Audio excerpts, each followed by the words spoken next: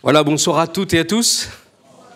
Très heureux d'être là avec vous ce soir encore pour cette soirée où il nous est donné l'occasion de partager la parole de Dieu.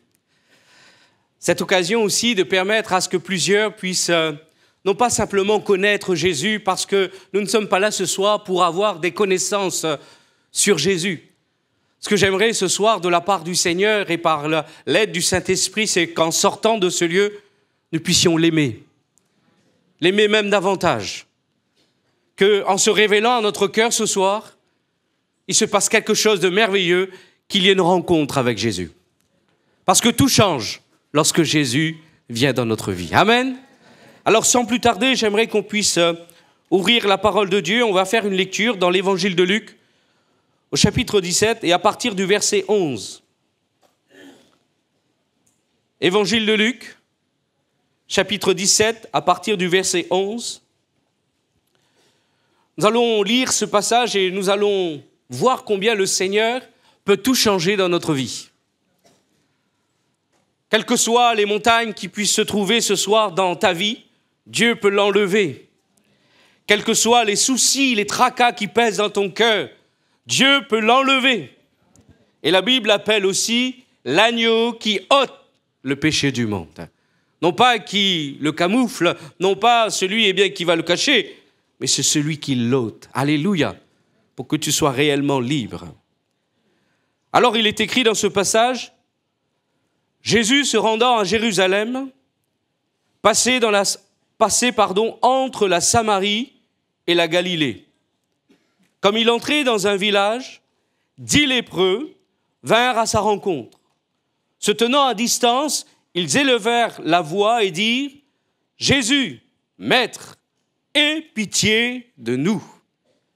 Dès qu'il les eut vus, il leur dit « Allez vous montrer au sacrificateur. » Et pendant qu'ils y allèrent, il arriva qu'ils furent guéris. L'un d'eux, se voyant guéri, revint sur ses pas, glorifiant Dieu à haute voix.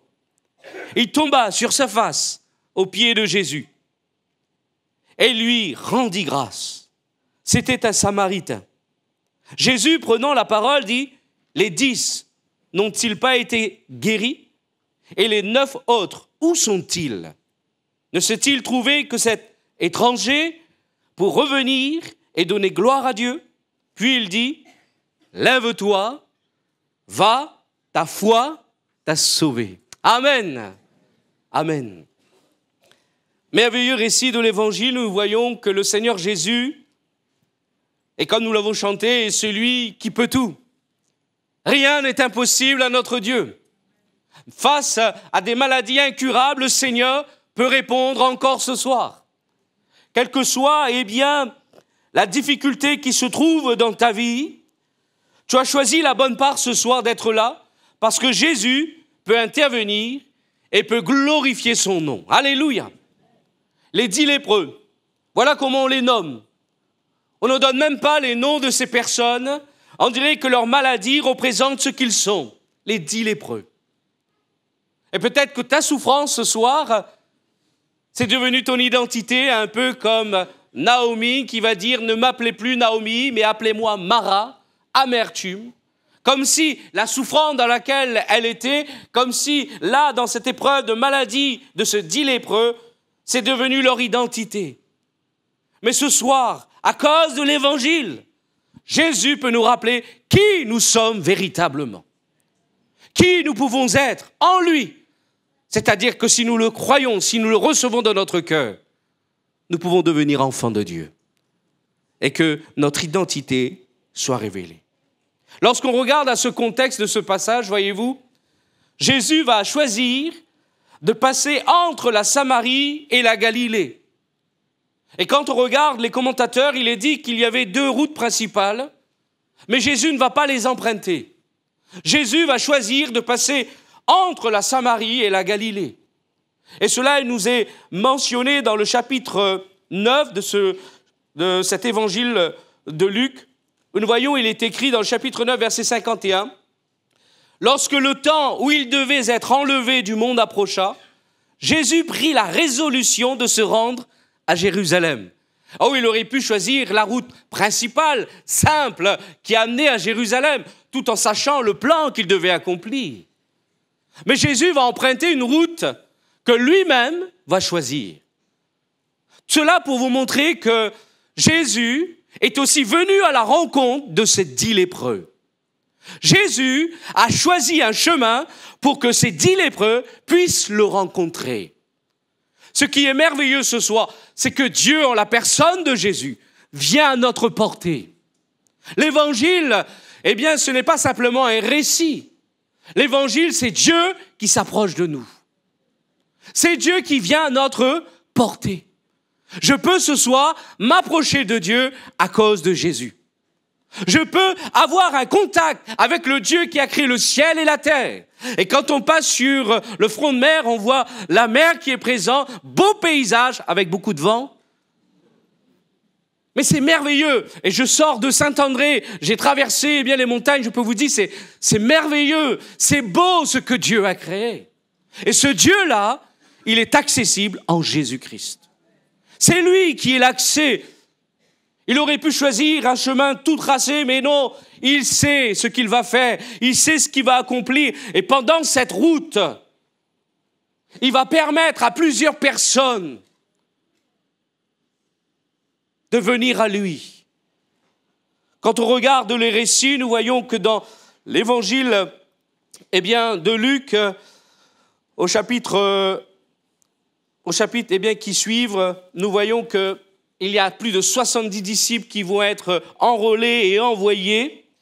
Nous voyons que le Seigneur ici va manifester sa gloire dans le chapitre 10 et au verset 19. Il est dit, les 70 revinrent avec joie, ceux qui avaient été envoyés, disant, Seigneur, les démons même nous sont soumis en ton nom. Jésus leur dit, je voyais Satan tomber du ciel comme un éclair. Voici, je vous ai donné le pouvoir de marcher sur les serpents, sur les scorpions, sur la puissance de l'ennemi, et rien ne pourra vous nuire. En effet, dans ce parcours, Jésus a permis à ce que des hommes puissent vivre aussi la gloire de Dieu, puissent comprendre que ce Jésus-là, c'est le Dieu tout-puissant. Que même les démons lui sont soumis. Ce soir, nous ne prêchons pas un petit Jésus, mais nous prêchons Jésus, le roi des rois, le Seigneur des seigneurs. C'est lui qui a été glorifié dans le ciel. Et on pourrait dire que ces 70 disciples, pendant cette période, auraient pu se réjouir de voir Satan tomber du ciel. Mais Jésus va les reprendre. Jésus va dire, cependant, ne vous réjouissez pas de ce que les esprits vous sont soumis, mais réjouissez-vous de ce que vos noms sont inscrits dans les cieux. Et ici, Jésus emmène la priorité sur le salut. Il emmène la priorité, non pas sur quelques délivrances, mais notre âme a besoin d'être sauvée. Notre cœur a besoin de vivre pour Dieu. C'est là nous sommes appelés à vivre pour Dieu. La pensée de l'éternité qui est chez l'homme doit l'attirer vers Dieu. C'est pour cela qu'il y a toutes sortes de religions. Parce que dans le cœur de l'homme, il y a cette pensée d'adorer. Il y a cette pensée d'éternité. Et alors, pour cela, il va se fabriquer plusieurs dieux, plusieurs pensées. Parfois même, il va se fabriquer son propre Dieu, c'est-à-dire lui-même. Même celui qui dit qu'il est athée, il a un Dieu, c'est sa propre vie. Mais ce soir, en la personne de Jésus, il nous montre qui est le Dieu véritable. C'est le Seigneur, c'est l'Éternel. Et en lui, vous êtes sûr d'adorer le Dieu vivant et vrai. Vous qui peut-être ne le connaissez pas ce soir, eh bien que le Seigneur puisse glorifier son nom, qu'il puisse se révéler puissamment à votre cœur. Quand on regarde ce passage, depuis que Jésus s'est résolu à se rendre à Jérusalem et à emprunter ce chemin, il y a le récit de deux femmes, Marthe et Marie. Marie qui est au pied de Jésus et qui reçoit les enseignements du Christ, tandis qu'une certaine Marthe va s'agiter et va passer à côté de l'essentiel. Ce soir, c'est au pied de Jésus que nous voulons être, car c'est là que nous allons recevoir la bénédiction. Il y a une femme qui va être guérie le jour du sabbat. Et pendant tout ce parcours, nous regardons que Jésus va confondre les chefs religieux. Il est celui, qui va rappeler cette parabole de Lazare qui était pauvre et du mauvais riche. Je précise ce soir, du mauvais riche, car ce n'est pas un problème d'être riche. Le problème, c'est d'être mauvais. Le problème, c'est que lorsque notre cœur est tourné uniquement vers la richesse et que Dieu n'a point sa place, alors nous sommes perdus. Mais que Dieu soit notre or, notre argent ce soir. Et vous verrez sa bénédiction reposer sur votre vie.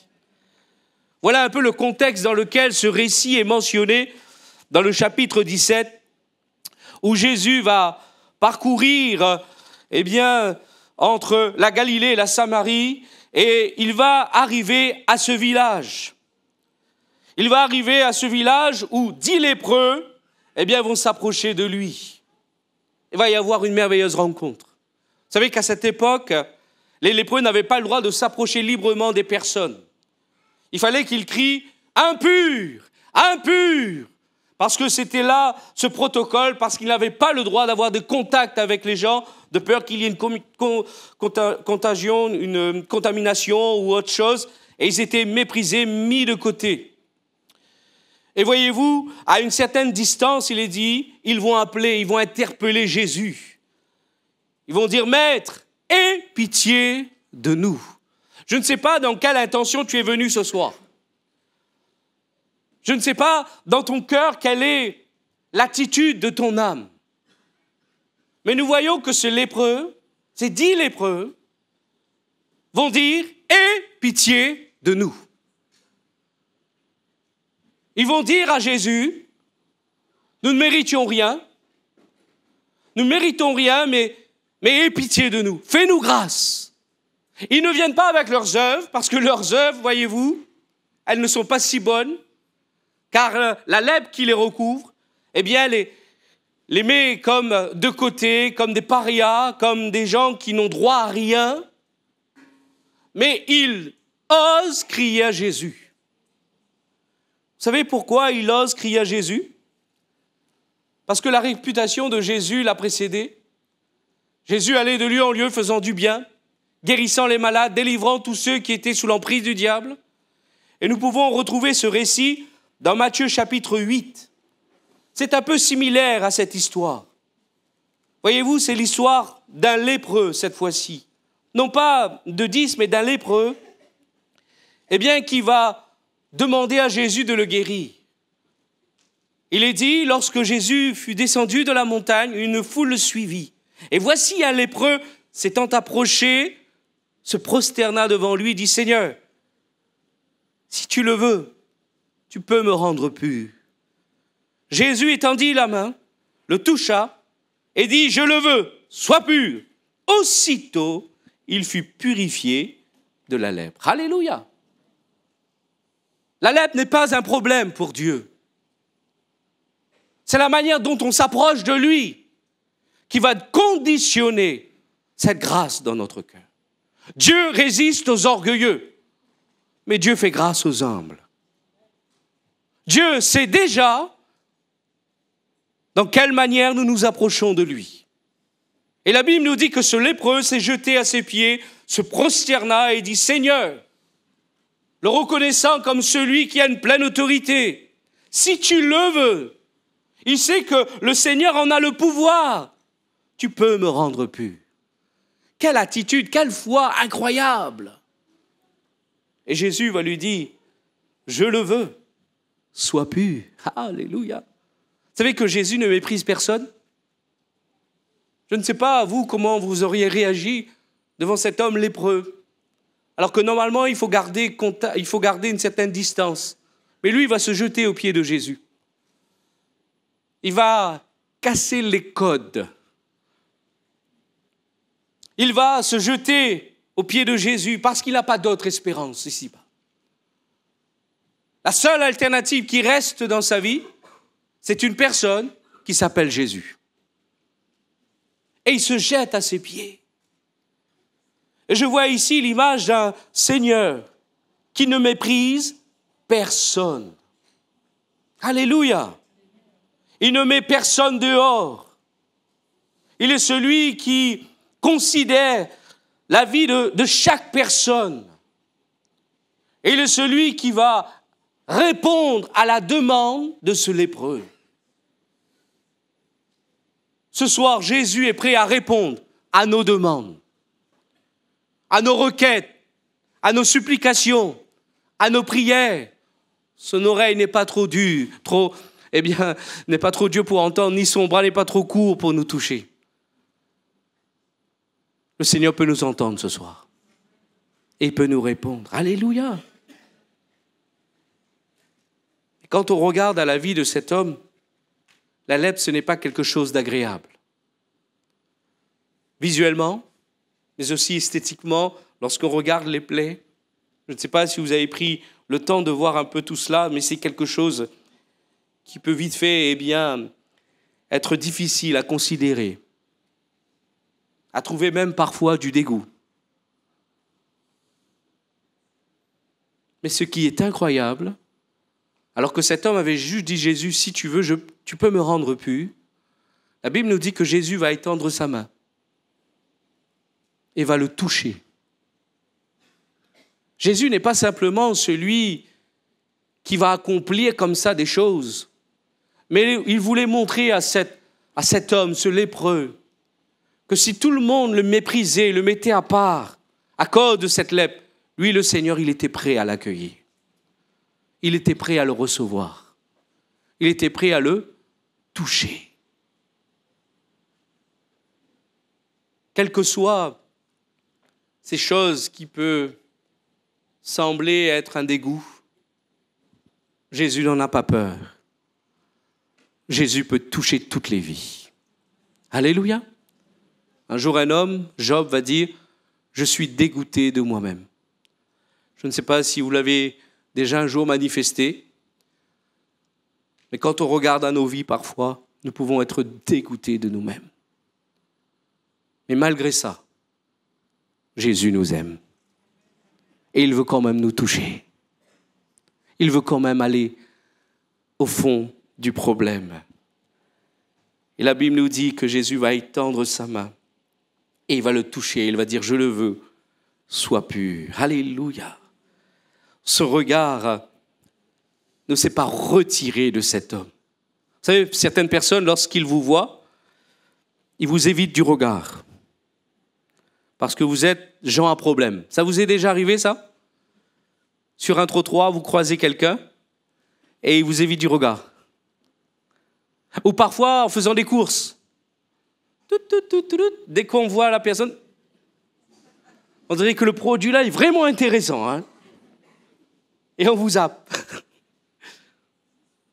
J'aimerais vous dire ce soir, Jésus n'a pas peur de croiser notre regard. Amen. Quel que soit l'état de ton cœur, quel que soit l'état de ta vie, Jésus est prêt à s'arrêter sur toi. Et il peut te toucher. Amen. Il peut te toucher.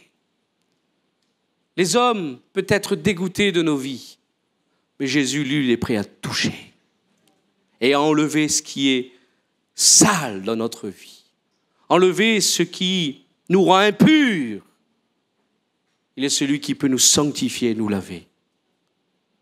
J'ai vu que le temps n'efface rien, mais le sang de Jésus purifie toutes choses. Alors ce soir, sois au bénéfice de ce sang. Laisse Jésus te toucher.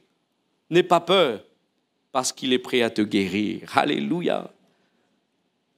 Et quand nous revenons à cette histoire de 10 lépreux, ça s'est passé presque d'une manière similaire. La Bible nous dit que Jésus va dire « Allez vous montrer aux sacrificateurs ». Et pendant qu'ils y allaient, eh bien, ils furent tous guéris. Cela m'apprend que, quel que soit le nombre, 10, 20, 30, une personne, Dieu prendra toujours le temps pour nous guérir. Quelles que soient les demandes de guérison ce soir, Dieu peut répondre à toutes les demandes. Alléluia! Il est assez grand, assez puissant. S'il a pu guérir 10 lépreux, il peut nous guérir ce soir. Il est le Dieu tout-puissant. Et ces 10 lépreux vont être guéris. On pourrait dire que c'est quelque chose d'incroyable, quelque chose de merveilleux. C'est tellement facile à Dieu de guérir. tellement facile à Dieu d'opérer le miracle parce qu'il est Dieu.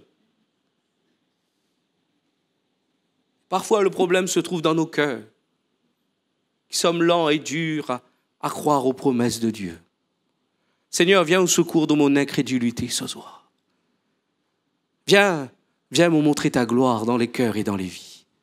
Que tu es celui qui guérit toutes les maladies.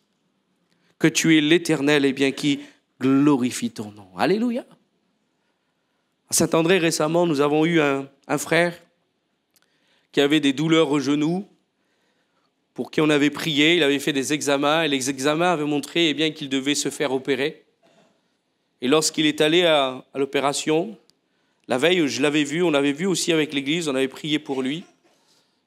Et lorsqu'il est arrivé chez le médecin, à l'hôpital pour opérer, le médecin était en colère, puisqu'il regardait son genou, il disait « Eh bien, monsieur, vous n'avez pas besoin d'opération, qu'est-ce que vous faites là ?» Alors qu'il y avait des résultats, il y avait des radios qui montraient qu'il en avait besoin. Alors ils ont refait les examens, ils ont dit « Non, monsieur, vous n'avez pas besoin, rentrez chez vous. » Il était même un petit peu en colère d'avoir perdu son temps. Dieu peut tout. Alléluia. Et il guérit comme il veut. Ce que je sais, c'est que Dieu guérit. J'ai vu une pancarte un jour qui était sur le cabinet médical d'un médecin et je bénis les médecins, je bénis les équipes qui travaillent à l'hôpital, que Dieu les encourage et les fortifie. Merci Seigneur pour la médecine. Et ce médecin avait cette pancarte que ça m'a marqué. Ici, on soigne, mais c'est Dieu qui guérit. Je dis, quelle humilité chez un médecin. Il sait que l'homme connaît des limites. Mais notre Dieu, c'est le Dieu de l'impossible. Alléluia. Et ce soir, nous voulons être assez humbles de dire, Seigneur, nous connaissons des limites. Mais toi, tout est possible à toi. Et ce soir, viens glorifier ton nom dans la vie de tous ceux qui en ont besoin, qui soient délivrés de la maladie. Alors, c'est merveilleux. L'histoire pouvait s'arrêter à là. Les 10 lépreux étaient guéris. Et ils avaient obéi à cette parole que Jésus avait donnée. Allez vous montrer au sacrificateur. Et ils sont tous allés. Mais sur ces 10 lépreux, un va faire quelque chose qui va changer sa vie. Ce qu'il va faire va complètement bouleverser toute sa vie. La Bible nous dit, que l'un d'eux, se voyant guéri, revint sur ses pas. C'est celui qui va revenir sur ses pas. Il va s'arrêter à un moment donné et il va essayer de comprendre ce qui s'est passé. Il s'est vu guéri totalement. Il voit maintenant les réalités des promesses de Dieu dans sa vie. Et il s'arrête et il est en train de revenir sur ses pas.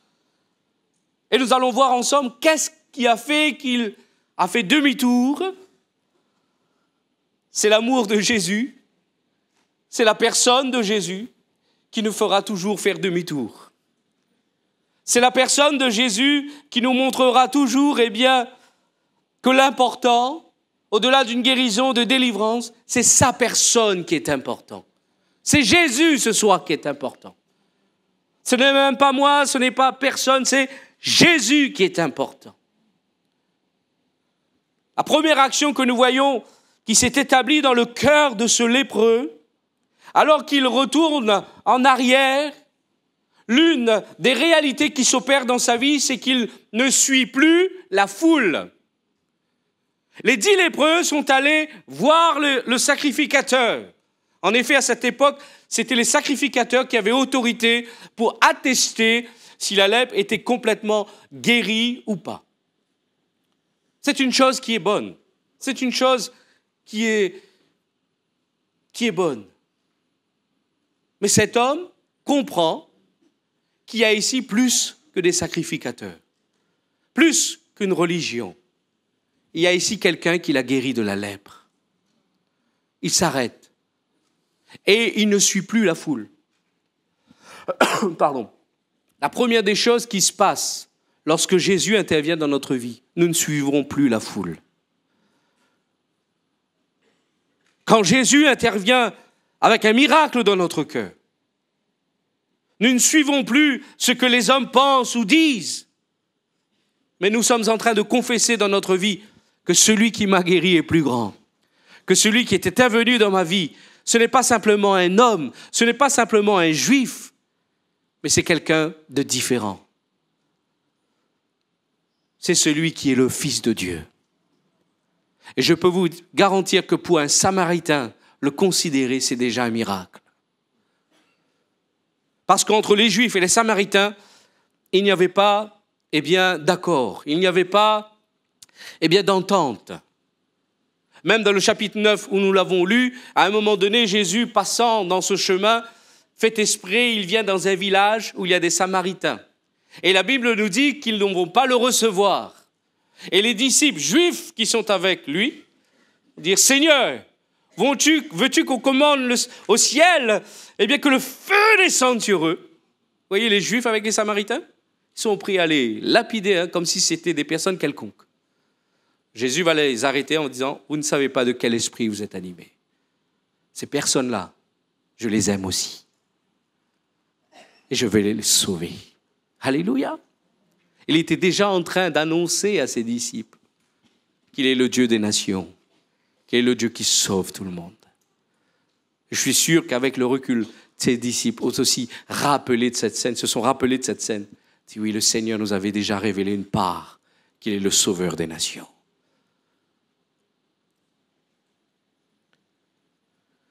Cet homme ne va plus suivre la foule, ne va plus suivre ces Juifs, mais il prend sa vie en main. Quand Jésus intervient dans notre cœur et dans notre vie, il nous libère, il nous affranchit. Qu'allons-nous faire de cette liberté? Allons continuer à marcher selon le siècle de ce monde, selon ce que l'autre a dit, ce que l'autre pense? Je crois que Dieu nous appelle à le suivre lui, parce qu'il est le chemin, la vérité et la vie. Qui es-tu en train de suivre ce soir? Un homme? Un pasteur? Une religion? C'est Jésus dont nous avons besoin. Alléluia! C'est Jésus. Et cet homme va complètement être libéré. Il va reprendre cette autorité sur sa vie. Car je crois que le Seigneur, c'est celui, quand il intervient, lorsqu'il nous délivre, il nous délivre parfaitement. Il va se retourner avec peut-être cette question dans son cœur. Quel est donc cet homme qui m'a guéri alors que moi je suis samaritain? Les autres, allez, je peux comprendre, ils sont juifs. Moi, samaritain, qui n'est considéré par personne. Il va se retourner et s'approcher de Jésus, comprenant que seul l'amour peut motiver un tel homme. Quel est donc cet amour? Quel est donc cet amour? C'est l'amour de Dieu, le véritable amour qui est pur, qui est saint. C'est un amour qui nous enveloppe et qui nous donne la paix, la joie. Alléluia! Peut-être quelqu'un est en train de courir après l'amour ce soir. Ce n'est pas en ayant quelqu'un dans ta vie que tu seras comblé. Oh, gloire à Dieu, que Dieu te donne la bonne personne sur tout le plan de Dieu. Mais c'est Jésus dont nous avons besoin. C'est lui qui peut combler notre cœur et notre vie. Jésus l'a attiré par des cordages d'amour. Vive l'amour de Jésus, frères et sœurs, chers amis, vous qui êtes là ce soir. C'est la chose la plus merveilleuse qu'on peut connaître. L'amour de Jésus. Je ne sais pas si vous l'avez déjà goûté. Il n'y a rien de semblable. Il n'y a rien de semblable. Vous pouvez donner tout l'or du monde. Cela n'est rien comparé à l'amour du Seigneur. Vous pouvez donner la Ligue des Champions à une équipe. Cela n'est rien comparé à l'amour de Dieu. Vous pouvez donner tout ce que vous voulez. Cela n'est rien comparé à l'amour de Jésus. Cet homme comprend que ce n'est pas simplement un juif quelconque, mais un amour se dégage de chez lui qu'il n'a jamais connu. Dieu ne nous attire pas à coups de fouet, mais par des cordages d'amour. Dieu ne nous attire pas à coups de menaces. Si tu ne me crois pas, tu iras en enfer. Non. Jésus nous attire par des cordages d'amour. Parce qu'il nous aime le premier. Et en retour, nous l'aimons nous aussi. La deuxième chose que nous voyons qui va s'opérer dans la vie de cet homme, il s'arrête. Cet amour le bouleverse de telle manière qu'il revient. Et la Bible nous dit qu'il va se jeter aux pieds de Jésus, un peu comme à l'image de cet homme lépreux qu'on a vu tout à l'heure. Et il va se jeter aux pieds de Jésus. C'est comme s'il est en train de confesser que maintenant, à partir de maintenant, je ne veux plus vivre selon mes propres pensées, mais c'est à lui que je veux m'attacher. C'est à celui-là qui peut tout pour moi. S'il a été capable de me guérir, il sera capable de diriger ma vie. Il sera capable de pourvoir à ma vie. Jamais homme n'avait parlé comme cet homme. Jamais homme n'a manifesté une telle gloire, une telle puissance. Quel est donc cet homme qui est rempli d'humilité? Il aurait pu dire, c'est moi qui vous ai guéri, les dix lépreux. Mais il a dit, allez voir le sacrificateur. Il n'a même pas attiré les regards sur lui. Quel est donc cet homme aussi humble, rempli d'amour? Cet homme, c'est Jésus. Il n'y a personne d'autre comme lui. C'est Jésus. Et il se jette à ses pieds tout en glorifiant Dieu. Il reconnaît ici quelque chose qui est divin, quelque chose qui a bouleversé sa vie. Ce soir, je ne te propose pas de rencontrer un homme. Je te propose de rencontrer Jésus, le Fils de Dieu. Et dans son cœur, il y a aussi de la place pour toi. Et je dis, Seigneur, je veux aussi m'attacher à toi. Je veux m'attacher à toi ce soir, car tu es celui qui peut tout. Et en se jetant à ses pieds, il remet toute sa vie entre les mains de ce Jésus.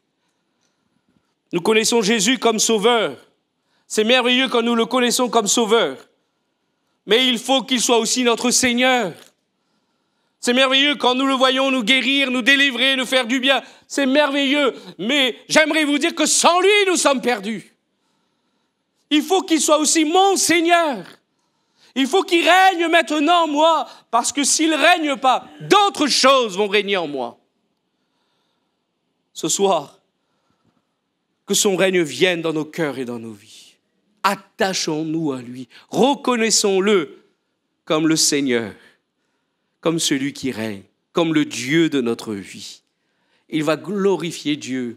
Il comprend que ce n'est pas simplement un homme ni un juif, mais c'est Jésus, le Fils de Dieu. C'est le Messie qui devait venir. C'est celui qui est au loin de Dieu pour sauver les hommes. Et voyez-vous, maintenant, il y a un avenir qui se dresse dans sa vie. Avant, c'était la maladie, c'était l'impureté. Avant, c'était des choses semblables. Mais voyez-vous, à partir de cette rencontre, tout va changer. Tout va changer dans sa vie.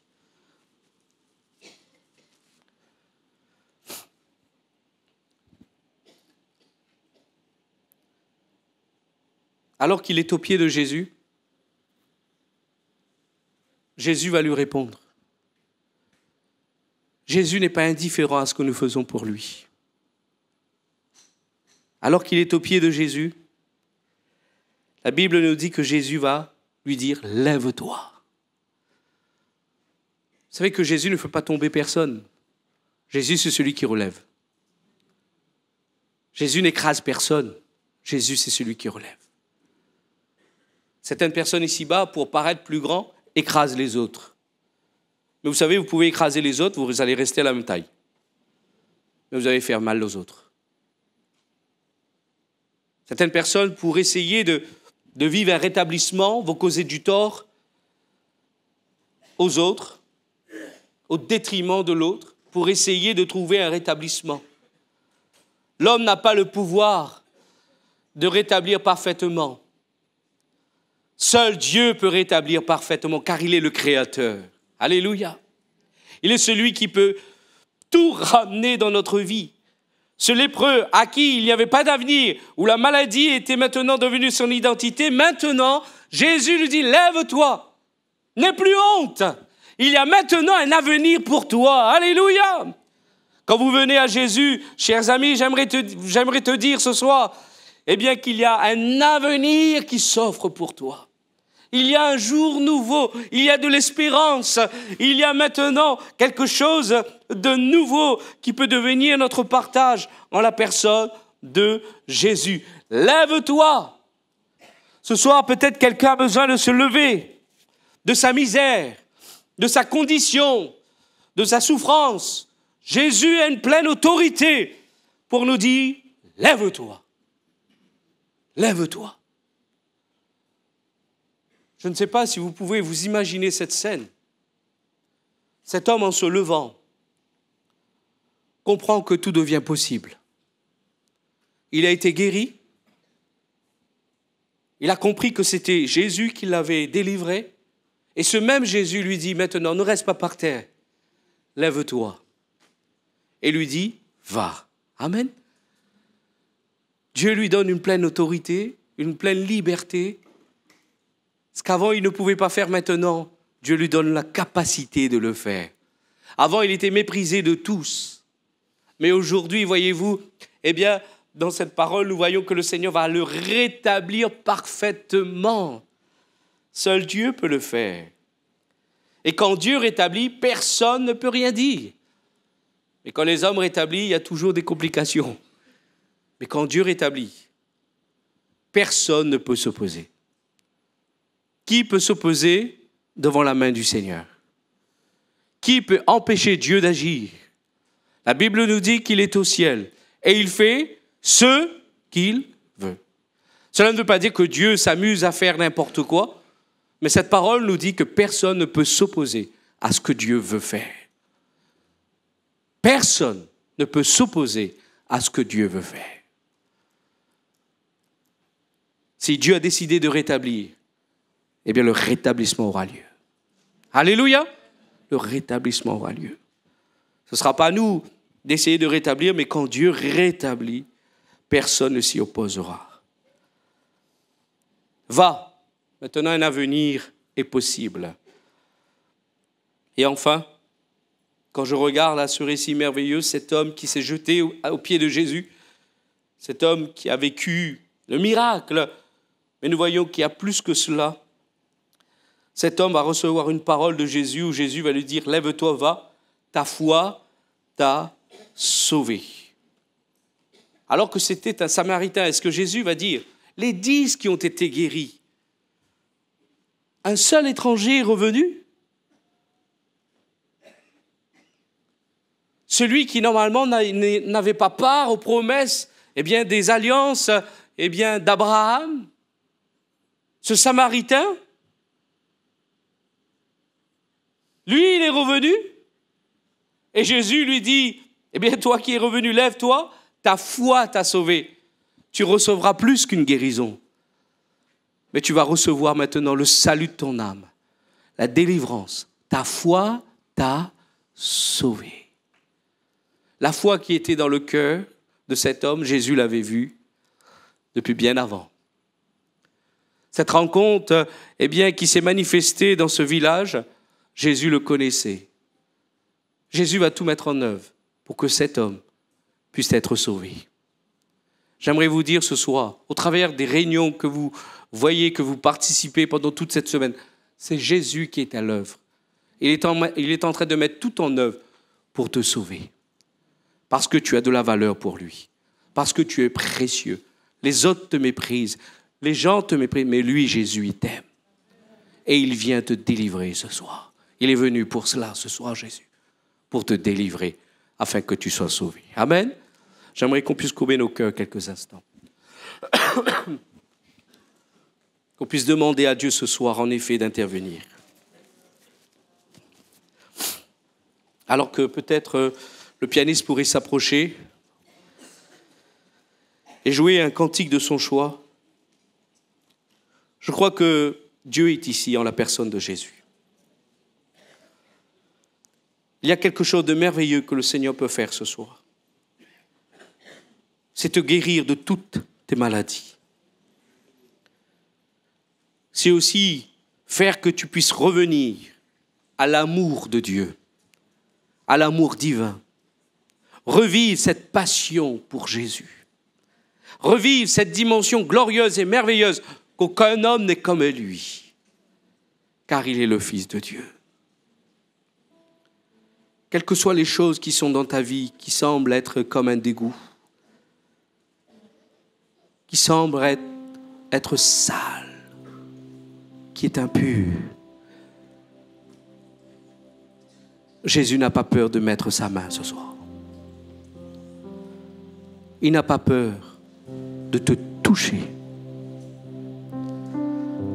Là où c'est sale, Jésus n'a pas peur de venir. Parce qu'il a le pouvoir de sanctifier. Il a le pouvoir de laver. Il a le pouvoir de purifier ce soir. Alors oui, je le crois, Jésus vient à ta rencontre ce soir. Ce n'est pas un concours de circonstances, mais il vient à ta rencontre ce soir. Et il désire laver ta vie, te purifier. Tu as la possibilité ce soir de sortir de ce lieu pur, lavé, pardonné, à cause de Jésus. Mais tu as le choix aussi de rester tel que tu es, car Dieu ne force personne. Il ne menace personne. Mais c'est son amour qui est manifesté ce soir. Alors j'aimerais demander ce soir à tous ceux qui dans leur cœur disent: Seigneur, je crois que tu es celui qui m'aime. Je crois que tu m'appelles ce soir à cette vie pure, à cette vie lavée, purifiée, sanctifiée, à cette vie où la joie de ton salut sera ma force, à cette vie passée que je vais abandonner pour entrer dans celle qui est nouvelle. Seul Jésus peut le faire. Alors j'aimerais te demander, toi qui es là ce soir, toi qui entends ces paroles, qui entends cet appel précis, cet appel de purification, de sanctification, où le Seigneur va toucher ta vie. J'aimerais te demander de lever ta main là où tu es et je vais prier pour toi. Alléluia.